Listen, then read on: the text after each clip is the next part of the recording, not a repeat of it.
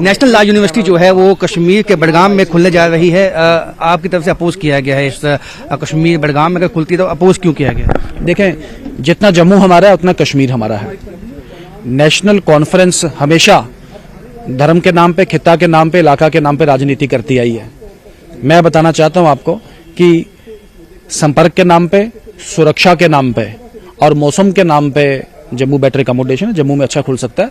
हम सभी इस कॉलेज को एक अपने आप में एक प्रीमियर इंस्टीट्यूट के नाम पे ट्रांसफॉर्म कर जाएं, यही हमारी कोशिश, यही हमारी संरचना है। ये खोला जाता है तो आप क्या विरोध करेंगे?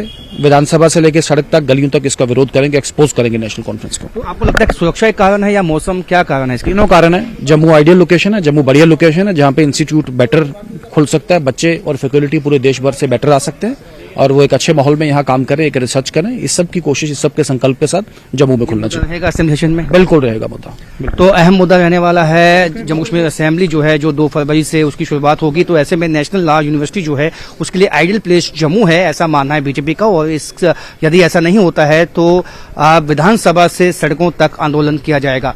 कैमरामैन चांद के साथ राजन वैद, न्यूज़ 18 जम्मू।